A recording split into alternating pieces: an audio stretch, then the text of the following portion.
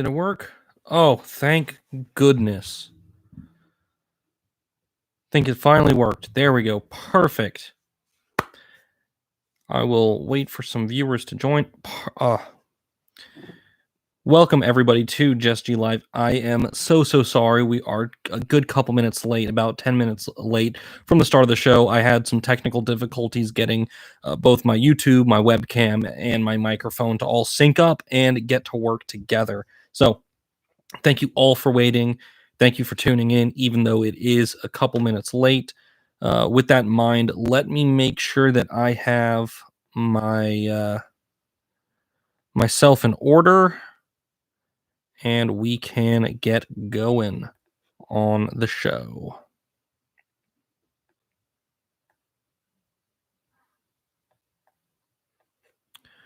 While I'm at it, I should make sure. Is the microphone working? Hello. I'm sure it is. Hopefully it is. Don't know where else the audio would go to, but what is this?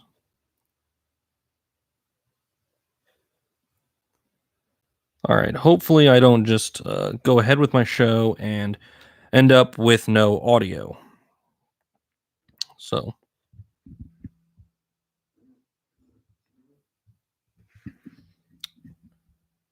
with that in mind, I will just go on right ahead with it. Okay. For today's episode, we are getting back into baseball again. Like I said, every time I do it, it is my favorite sport, or one of my favorite sports, I have to say. I absolutely love baseball. And for this episode, we are going through the AL Central, how they did last year, and the moves that these teams made going forward into this hopefully very soon incoming season. Fingers crossed. Thank you for tuning in. I understand everything is just a little bit backed up. I had some technical difficulties. Hopefully, they have been resolved and the audio is coming through nice and clear. So, as I said in that short intro, we are going back to baseball for this episode and for Fridays.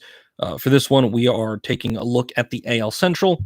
The AL Central last season was realistically dominated by just two teams, the Minnesota Twins and the Cleveland Indians. The Twins last year made the playoffs, went 101 and 61, and the Indians went 93 and 69. The Chicago White Sox came in third, coming up 72 and 89. The Royals in fourth, 59 and 103, and the Detroit Tigers went 47 and 114. Now, just in general, as a division, having two teams in there that are 100-loss teams kind of puts them in the realm of some of the worst divisions in baseball. Now, even though the Twins and the Indians had absolutely incredible seasons, that really doesn't make up for the lack of parity in the division. And looking at the moves that these teams have made so far this offseason, or I shouldn't say so far, but the moves made by these teams during the winter and the early spring, I do not expect there to be much of a difference. The only team that I think has made a major difference in some of the pickups that they've made, I think the Twins have gotten better. I think the Indians have gotten slightly better. And I think the White Sox have gotten much better. However, both the Royals and the Tigers have kind of stood still. And coming off of 100-loss seasons, I understand if, the team is rebuilding and the team doesn't have a whole lot of talent on there, but that really doesn't give you a pass. You should always be trying to improve, always be trying to win. And I just didn't see it out of either of those two teams, either locking up a young player or something of that sort. They just did not make many major moves. So as we do with every single one of these baseball episodes, we are going to start with the top-ranked team from last season. We're going to start with the Minnesota Twins, and we're going to start with some of the major moves that they made this offseason. So this one is a little bit on the minor side, but it is still an important move to them. They signed Alex Avila, a catcher, to a one-year, $4.25 million deal. Now, here's the thing. He's not going to start. It's as simple as that. Last year, Mitch Garver, their starting catcher, had an awesome year. He hit 31 home runs in only 359 plate appearances. But thing is, he had a backup last year, Jason Castro, a 32-year-old left-handed catcher who was very average. And now they bring in Avila, who is a 32-year-old left-handed catcher and batter who is essentially at league average. He's not above average. He's above average, but not elite. They're essentially the same player, just with a different name and a different contract. So Alex Avila is going to step in, become the backup catcher there. I don't expect anything less. I think Garver is going to start. I think he's going to have a good year. That really puts them in the upper echelon of teams when it comes to their catching situation. They've got a good defensive catcher as a backup, but he's not one that's necessarily going to hurt you when he steps up to the plate. As for Garver, he has been awesome on both sides of the ball, but especially last year, he broke out as a batter, kind of, adding to the quality, I guess you could say, of this team who, just overall, this team last year hit the most home runs in a season in MLB history. And that in itself, without having necessarily a out-and-out slugger, I think is very, very impressive.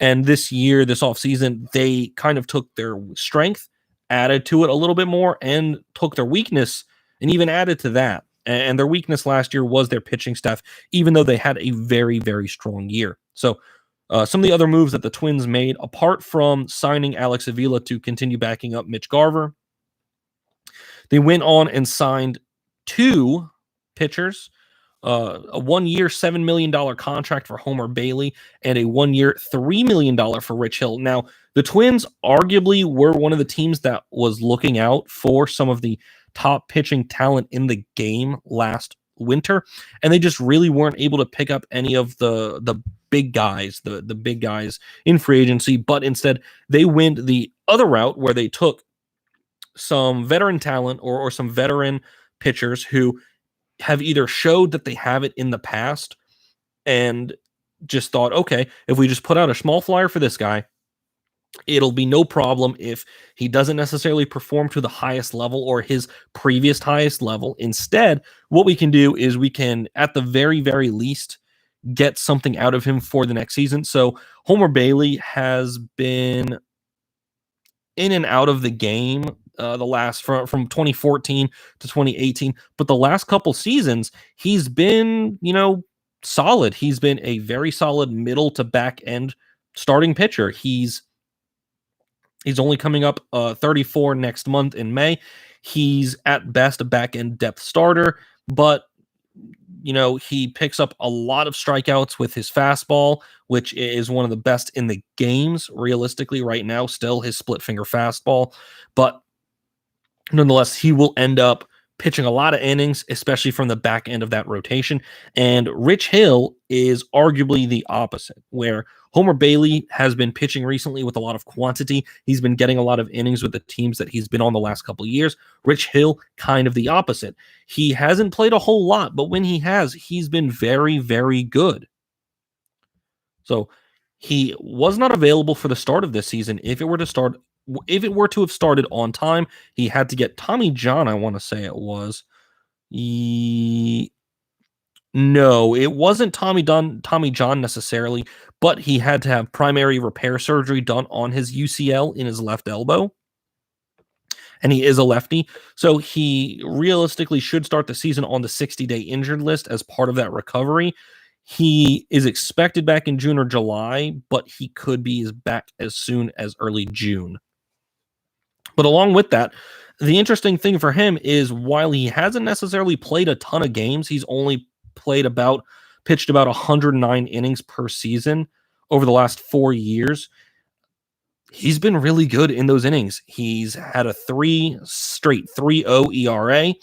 He's got a 29% strikeout rate, and he's not going to be the type of pitcher that you ride. He's not going to be the guy that you expect to be with the team the majority of the season, but you expect him to perform when he is there. He's already going to be 40, or he already turned 40 last month. So realistically, you have to expect he's on the back end of his career, and you just hope that the Twins can get at least a little something out of him. And the only other two moves that this team are major moves that this team made is, if I'm not mistaken, they re-signed Pineda. Yeah, they re-signed Michael Pineda, who is also going to start the beginning of the season not playing for the team. He has to serve a remaining 39 games of a 60-game suspension for a violation of the Joint Drug Prevention and Treatment Program. He will be eligible to return after 39 games, after whenever the season starts. Excuse me. Whenever the season starts, that's when he'll be available to pitch again for the Twins. Normally, that would have been mid-May, so maybe midway through next month. But with the start of the season being so delayed, I'm not necessarily sure when that will be. He will have to be out for at least 39 games, though, so you could reasonably expect that to be about a month. He is re-signing with the team. The two big moves, though, that they made is Josh Donaldson coming over from the Atlanta Braves, signed with the Twins to a 4-year, $84 million contract. Now, it's an interesting move because Donaldson's already 34 years old, so realistically, the contract, if he plays for the entire contract, will take him to his 38-year-old season. But the interesting thing there is that he brings a ton of power to the lineup. Just last season, he hit, I want to say, 37 home runs for the Braves. And this is a team that already hit the most home runs in the entire Major League Baseball last year. And he adds even more pop to the lineup. He missed some time with injury over the last couple years. But the thing is, he was playing for an NL team, so they didn't have the DH. If Donaldson picks up a lower body injury that he realistically could play through, or at least pick up at bats through, he realistically can play for the Twins even through that. And the other big moves made by the Twins is they traded for Kenta Maeda from the Dodgers for Brusdar Graterol. Excuse me. This was supposed to be part of kind of the 3-team trade deal thing that was going on with Boston, LA, and the Twins. Now, the 3-team portion of this kind of broke down. Either way, the Twins pick up a fantastic, personally, I would say an underrated pitcher for the middle of their starting rotation. Maeda, that's the thing. Last year, he posted a 4.04 ERA. That's not great. That's really not very good. That's, I would say, worse than league average. But thing is, the underlying stats there, the underlying sabermetrics, if you will, really do back up that he could be a very good pitcher still. Last year, he had one of the lowest hard hit rates allowed in the game. And if the Twins end up getting to the playoffs again, he's shown how effective he can be out of the bullpen. Look, he can take over a game in a short couple innings. Now, he doesn't have the upside of the guy that they gave up, who Graterol, if I'm not mistaken, kind of projects to be a top-end relief pitcher or a starting pitcher. He looks like he'll be a short inning guy. He can hit over 100 with his pitches. But the thing is, the Twins don't need that right now. They don't need prospects. They are a win-now team. If you're a team that's hitting that many home runs and already winning over 100 games, you're not going to be trying to hold on to your prospects. You're looking for guys that can immediately make an impact on your team, and Maeda does just that. They were looking for an above-average starter, and they got one. So after going through the moves that the Twins made, let's just go through their lineup. Leading off for them would be their shortstop, Jorge Polanco. Batting second would be new incoming third baseman / DH, depending on where they decide to play him, Josh Donaldson. Batting third would be their DH, Nelson Cruz. Batting cleanup would be their right fielder, Max Kepler. Miguel Sano from first would be batting fifth. Luis Arias from second, batting sixth. Catcher Mitch Garver, who, like I said earlier, had a great season last year, hitting 31 home runs from the 7-hole. I mean, that's just ridiculous in itself.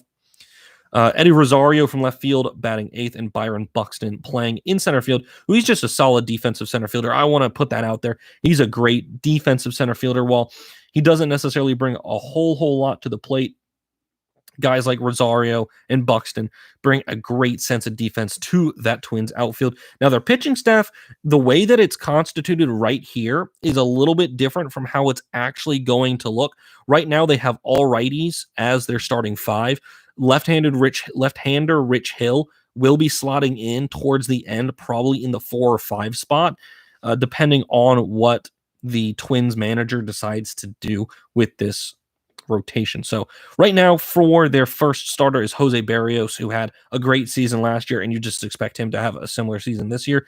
Number 2 is Jake Odorizzi, another righty, former Rays pitcher, I want to say. Yes, I have to bring them up every single episode. Pitching third would be newcomer from the Dodgers, Kenta Maeda. Homer Bailey slots in fourth, and Randy Dobnak at fifth. And their closer is Taylor Rogers. Now, if any of these pitchers were to be kind of demoted to the bullpen, I highly expect it to be Randy Dobnak. He got a little bit of time in the postseason last year, and it did not look good. It really did not look good. So that's why bringing in guys like Rich Hill and Homer Bailey, and then possibly switching in Randy Dobnak for kind of midweek starts, something like that, is probably the best way to, one, work on his confidence, and two, try to limit the innings pitched by someone like Rich Hill, who you know is going to have injury issues and consistency issues throughout the season. Overall, I have to say, I mean, look, they've upgraded their pitching staff. Their bats have pretty much stayed the same, except they bring in a guy who just hits bombs. Realistically, that's all Josh Donaldson does at this point in his career. He doesn't really hit for average. He just hits home runs. So you took a team that already hits the long ball extremely well and bring in more home runs. That's pretty much all they've done. And I also kind of forgot about this when talking about their pitching staff. I also highly expect Pineda to slot in probably at that 3 or 4, maybe even 2 spot, depending on his conditioning and how well he plays in his conditioning assignment after the 39-game suspension that he has to finish up. Moving on to the second team in this division, the Indians, they made a weird move. Realistically, I can just say that the only major move that they made was a weird one. It was a strange one because, like I said, with a team like the Twins, where it's a team in win now mode, you really shouldn't be trying to pick up prospects and trade away veteran talent for that. But in a way, the Indians did that, and they also didn't. So they traded Corey Kluber to the Texas Rangers for Emmanuel Clase and Delino DeShields Jr. So this is just, and of course, like I said, with all these baseball ones, a lot of the information I'm taking straight from MLB.com, be that statistics or just a little bit of analysis that I'm molding into something of my own. But look at this trade, just the way that it's put together. So Cleveland traded a 2-time Cy Young winning pitcher, one of the greatest pitchers in their franchise history, for an outfielder that can't hit and a 21-year-old reliever who struck out less than a batter per inning last year. Now, of course, there's always a little bit more in the background. Now, last season, Kluber he fractured his arm. He had an injury, and he suffered an oblique injury while rehabbing. He didn't pitch until after May 1st, and he only had 7 starts last season, and he had a 5.8 ERA, and that's just bad, especially for a pitcher of his quality. That is just an awful, awful stat line right there. He'll be 34 in April. You know, it's never a sure thing whenever you come off of an injury that bad. You know, he broke his arm, you know, when it got hit by a ball that came right back at him. You have to expect that he won't be at his peak production. But the thing is, you kind of still expect to get at least something from him. You know, you have to expect at least something, and maybe they're hoping to get that in Clase. You know, that's not what they're getting out of Delino DeShields. At best, I think he's a 4th outfielder on this team. He's a fast runner, very good defender, but he strikes out too much, and when he does hit, he doesn't put a lot of power behind the ball. But I like to think that they think that they're getting something out of Clase, who, although he did not play well necessarily last year, He's got some nasty pitches on him. He can throw a 100-mile-an-hour fastball that has movement to it, and that isn't something you usually see. I expect him to probably be put down in the minors. I don't expect him to start the season with Cleveland, just to work on, his ability. So his stats really don't back up any level of production, but like I said, his pitches are nasty. It'll be interesting to see what he does with the Indians or with their AAA team. With all this in mind, I think then it's time to focus on their lineup, which they didn't really, make a whole lot of losses. For the most part, this roster is pretty much intact from last season. Leading off would be their shortstop, Francisco Lindor, who I just have to say, I love him. I adore Francisco Lindor. Yes, I did that on purpose. He's great defensively. He's got a great bat. He's pretty much your perfect leadoff guy. Batting second would be Oscar Mercado out of left field. Batting third would be their first baseman, Carlos Santana. And batting cleanup is their DH, Franmil Reyes, who just brings a ton of pop to this lineup. Jose Ramirez batting fifth and playing third. Jordan Luplow in right field and batting sixth. Cesar Hernandez batting seventh and playing second base. Roberto Perez playing catcher and batting eighth. And last but certainly probably least in this lineup, Delino DeShields. They have as the ninth batter playing center field. And that's only because their starting outfielder, one of their starting outfielders from last season, Tyler Naquin, is hoping to be ready for opening day, but he hasn't been cleared to be back by the start of the season. He normally, or they expected him to be back by the end of April. It's the end of April now. Once he's back, he'll likely be the everyday starter in right field, either taking over for Luplow just for the bat, or shifting Luplow into center field so DeShields doesn't have to bat every go around. Now I have to say this, even without Kluber, I think this is a very, very strong pitching staff. It's led off by Shane Bieber and Carlos Carrasco. Both those two guys, extremely, extremely solid pitchers. Bieber has been their ace for the last couple of years. Carrasco has a bit of a downtick, especially with him missing some time for, I want to say he had leukemia, which, I mean, that in itself to have to deal with, yes, he did have leukemia. I mean, it was just incredibly impressive to see him ending up pitching for the team at the end of last season. That's something that doesn't always happen, especially when a player of his caliber comes down with something that's severe and that serious. I think it's going to be incredible to see him pitch a full season again. Their third pitcher, another righty. Again, this is a team that has just a lot of right-handed pitchers. Actually, they're all right-handed pitchers. I think, there it is. Mike Clevenger had a tear in his left meniscus in early spring and had surgery in February. You expect him to be better close to opening day if he hits the low end of the projection, but at this point, he'll likely be ready to play whenever the season gets started. So expect Clevenger to probably slide in at 3 or 2 in this rotation. But right now, as constituted when this was written, number 3 for them would be Aaron Savale, another righty. 4, Zach Plessick, another righty. And 5, Adam Plutko, another right-hander. I think he played for the Mets last season. Correct me if I'm wrong. And their closer is lefty Brad Hand, who has been dominant the last couple seasons.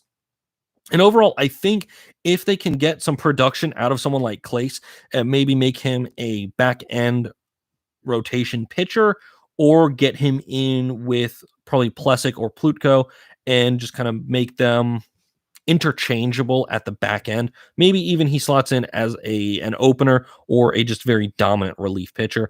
I think that this team didn't necessarily get a whole lot better, but at the same time, I don't think they got a whole lot worse.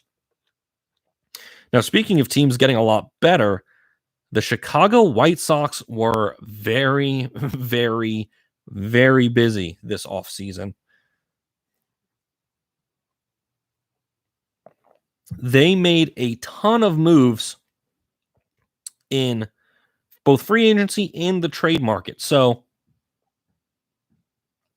let's see where to start. Well, let's just do it in order. Let's do it chronologically. So, first big move they made was signing the best catcher in baseball. They signed catcher Yasmani Grandal, 4 years, $73 million. Now, here's the thing.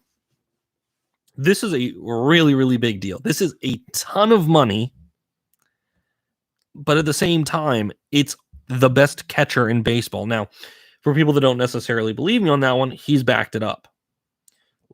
Last season alone, he got on base almost 50% of the time. He had a 468 slugging percentage, and he hit 20 plus homers for the 4th straight year. He's been a consistent 10 to 20% better than the average hitter for 6 years now. And over the last 3 years, he's easily been the best hitting catcher in baseball. Now, that isn't a takeaway from his defensive ability. He's also one of the best framing catchers in all of baseball, and the metrics back that up. So to bring in someone like that to a group of catchers that, hasn't been good over the last couple of years, arguably been the worst in baseball the last couple of years, bringing in a guy like Grandal, no matter the amount of money that you're paying, is certainly worth the deal. First baseman Jose Abreu signs an extension for 3 years, $50 million. Not really much to say about that, except he just brings a ton of power to this lineup. He's been a mainstay in this lineup the last couple seasons, and I think it's interesting that he got as much money as he did, especially at his age, but I guess that's the going rate for a big bat first baseman. Then there was another trade, actually with the Rangers again. The Rangers traded Nomar Mazara to the White Sox for minor league outfielder Steele Walker. Now, Mazara's only 25. He's a young guy, and he's had flashes of talent, but over the last 4 or 5 years of his young career, he's been below average, slightly below average. His OPS has been sub 100 for every single year. He's been below average defensively, and his hard hit rate is average. When I say average, I mean dead average, 50th percentile, right in the middle.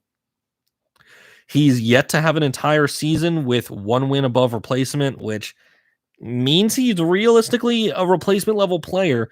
But I think it's fair to say that even though this is a move that a team that's rebuilding would make, not a team that's working towards contention, it's fair to note that that doesn't mean it's a bad move. Last year, it was pretty awful to watch the outfield in Chicago for the White Sox. According to MLB, all their right fielders were pretty much the weakest group of any team in the 21st century. Not just last season, in the 21st century. That's 20 years of baseball. And the 2019 Chicago White Sox had arguably the worst right fielding players in the entire century. They get a better bat. Sure. That's fine. And they get arguably a better defensive player other than any right fielder they threw out there last year. So no matter what he brings to the table, be that bang average or a lot better, that's a win in their book, because last year everyone was horrible. So bad. No matter what, it is an improvement. And that's exactly what they're looking for.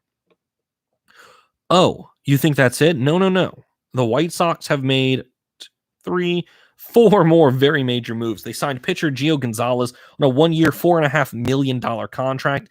And that's the thing. Gonzalez has been a steady left fielder. He's been capable of big seasons. From 2010 to 2012, he was incredible. 2017, he had another good year. It is his 34-year-old season. And at this point in his career, he's probably middle year rotation, back to the rotation. But he's thrown a lot over the last couple of years. For the last 8 years not the last 8 years, but from 2010 to 2018, he threw for 145 innings each season.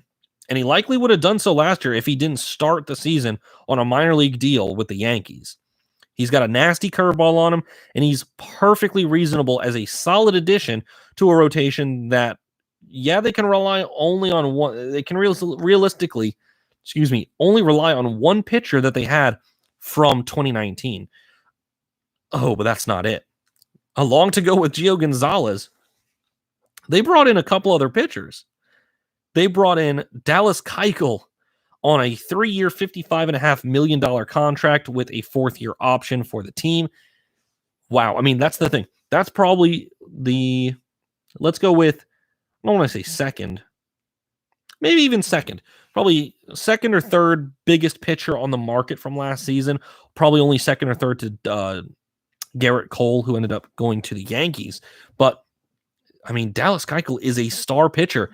He should be very, very good. Now, I know he didn't play the entire season last year, but when he did play, he was very good. And that's an immediate upgrade. That's an immediate 1 or 2 guy coming into for the White Sox who just makes that pitching staff so much more dangerous. And he's not the only pitcher they brought in. They brought in another one. They brought in Steve Cishek, I want to say. Cishek. Either way. 1 year, $5.25 million contract. He's a relief pitcher. He's been quietly, very quietly, not a guy you usually have heard of, one of the better relievers in baseball for about a decade now. He has a 2.69 career ERA in over 550 games. And he is, what's so good about him is he's very, very good at preventing strong contact. Last season, his hard hit rate was only 26%. That's the 99th percentile. That's top of the top of Major League Baseball. And that's a guy that most people probably haven't heard of. And for a team that needs a guy like that, especially because they have, not the best defenders, especially out in the outfield, that's the type of production and type of pitcher you want in your bullpen for a team like that. And the only other big move that they made, I say only, is they decided to bring in a new DH. Edwin Encarnacion signed with the White Sox 1 year, $12 million deal with a team option. And here's the thing, Encarnacion just turned 37 just a couple months ago. And last year he had a good year, but he missed a lot of time with a fractured right wrist. All in all, he continued to do the same thing he does every year, which is hit the crap out of the ball. So he had a .531 slugging average for the Mariners. He got traded to the Yankees. For them, he also slugged .531. His on-base percentage plus since 2012 has been 138, which is incredible. And just last year, he had a 132, which that's well above league average. Oh, and he also hit 32 home runs. Yes, I would say temper expectations because he strikes out a bit more than he used to. They realistically don't want him to play first base. He's, at this point in his career, not very good defensively. You expect him just to play DH, platoon bat there. You already know what you're getting. And you don't want him to have to slot in to an already defensively weak White Sox lineup. And with that in mind, I think then it's time to look at that White Sox lineup. Batting first and coming in at second base is Leury Garcia, who had a great season last year. He's a very, very good average batter. He's almost a perfect leadoff guy. Even though he doesn't necessarily bat with a ton of power, more often than not, he does get on base.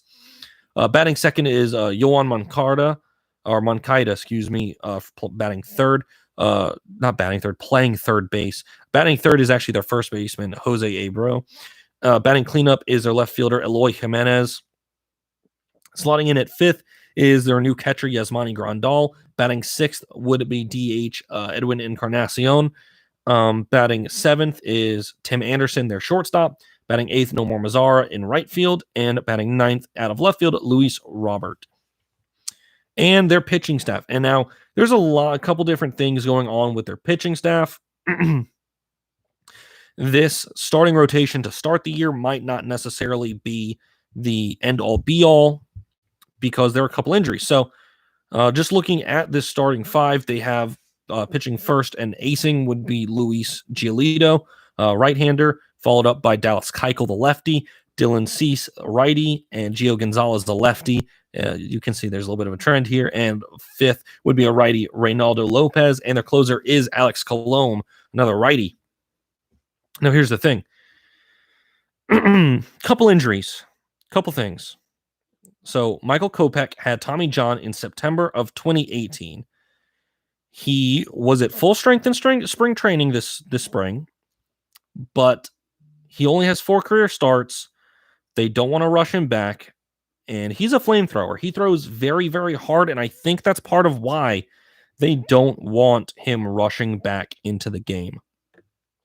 I expect him to, or would have expected him to be back just around now, end of April, early May, but he should certainly be healthy enough to play whenever the season does get underway. Same thing, kind of similarly with Carlos Rodon.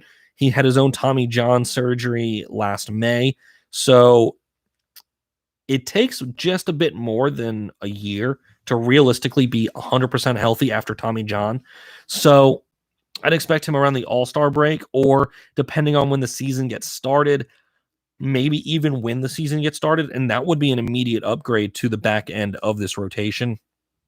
And Zach Burdi, thought of many as the team's closer of the future when he was picked in 2016 in the first round. He's healthy again after dealing with Tommy John and knee surgery. He should certainly be available for this White Sox bullpen at some point during the season.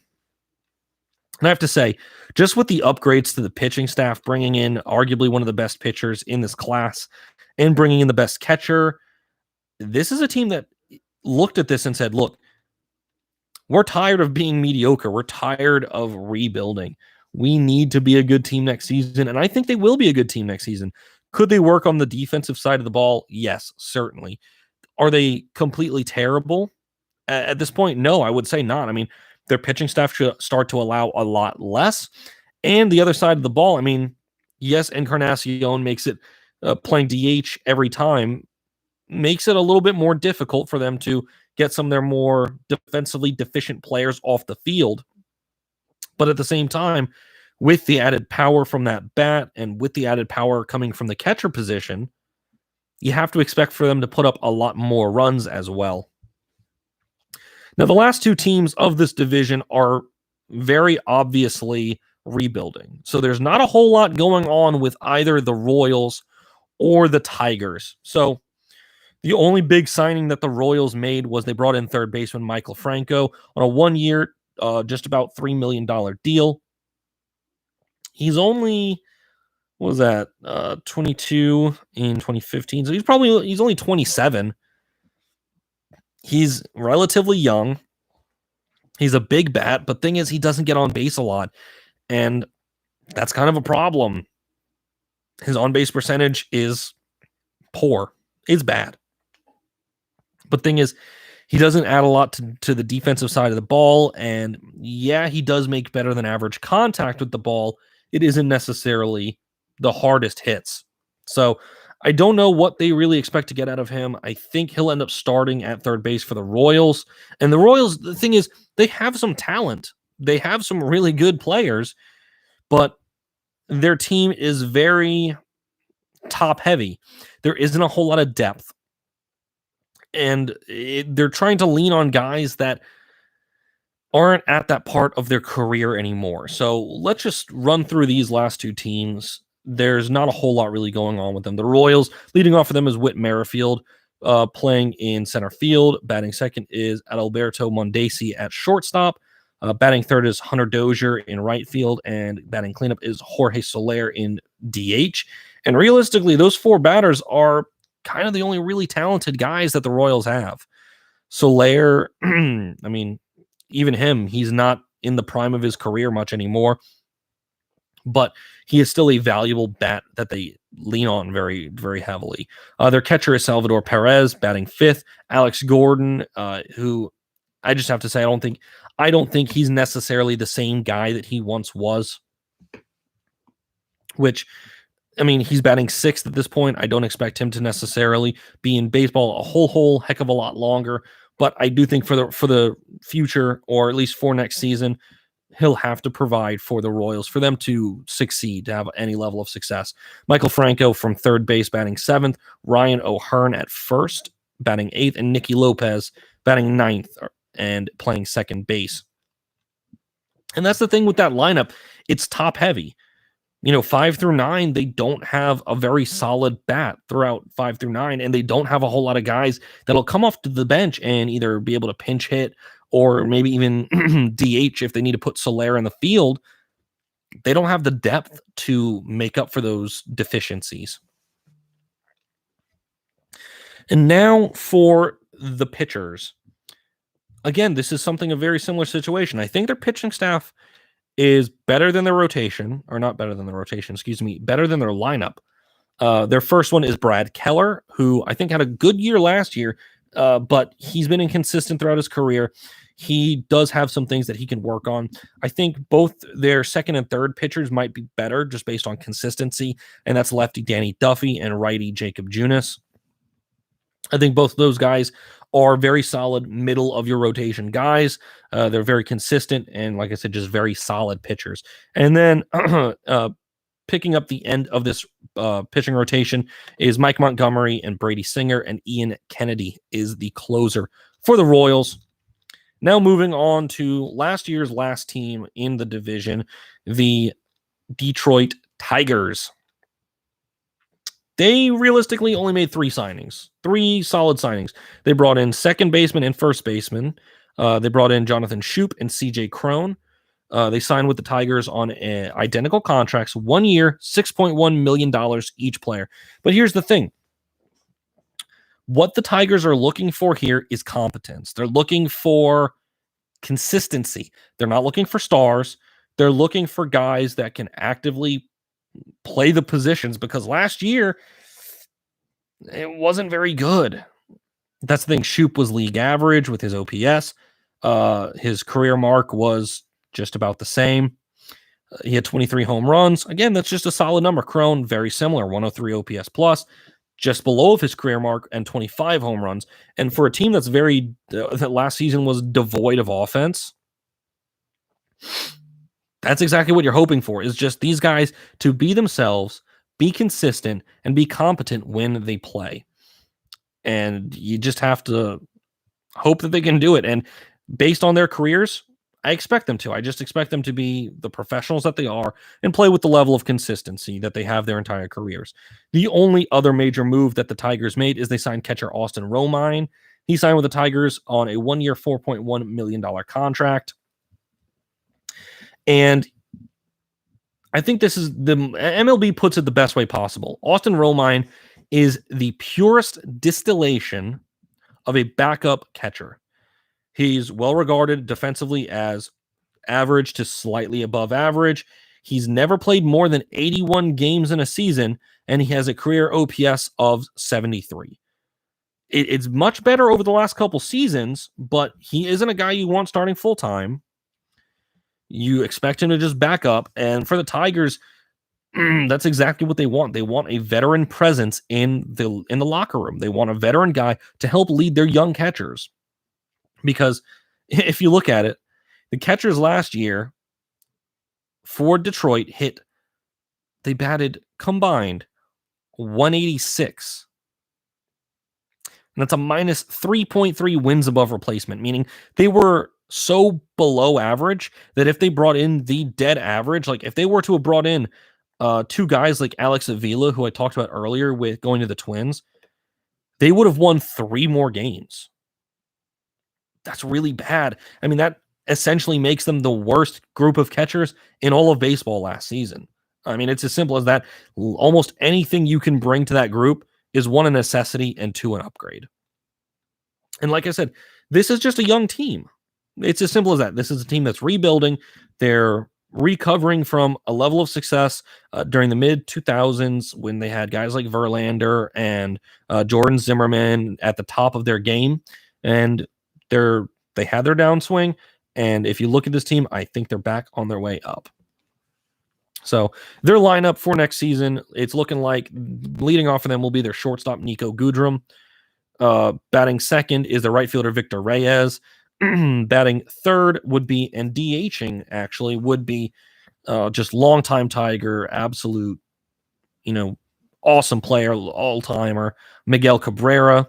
Batting fourth would be CJ Cron playing first, followed up by his newcoming teammate as well, Jonathan Shoup, playing second. Christian Stewart playing left field, batting sixth. Heimer Candelario batting seventh and playing third. Austin Romine starting just because kind of has to, batting eighth, and Jacoby Jones batting ninth, playing at center field. And their pitching staff doesn't bring a whole much more to the table. Their number one pitcher is Matthew Boyd, a lefty. Jordan Zimmerman is somehow still pitching for the Tigers. He's pitching second. Third is, again, another pitcher who I can't believe that in 2020, I'm saying, is pitching for an MLB roster. Ivan Nova is still pitching and playing for the Tigers. Spencer Turnbull and Daniel Norris round out the starting five. And their closer is Joe Jimenez. And like I said, this is just a young team. It's rebuilding. If they continue their trajectory, I think they're going to start to get better. I don't think it's going to be next year, but if they continue drafting well and if they continue making some solid signings, I think starting maybe 2021, 2022, this Tigers team is one that could start to get a lot better and a lot better quickly. And with everything in mind, I think now it's time to take a look back at the kind of general scope of the division. I just got to say it. I think the Twins come out and they just breeze through the division because I don't think the Royals have gotten better. I don't think the Tigers have gotten better. And I don't think the Indians have gotten better. The Royals and Tigers, I expect them both to have probably just around 100 losses again next season.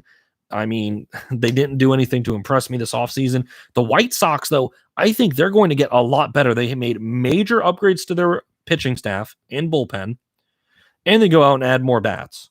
I mean, that's just a classic, okay, we're going to start winning games now move made by that team this offseason. So I would not put it past them for a team that was last year. I want to say that's 17-ish games under 500.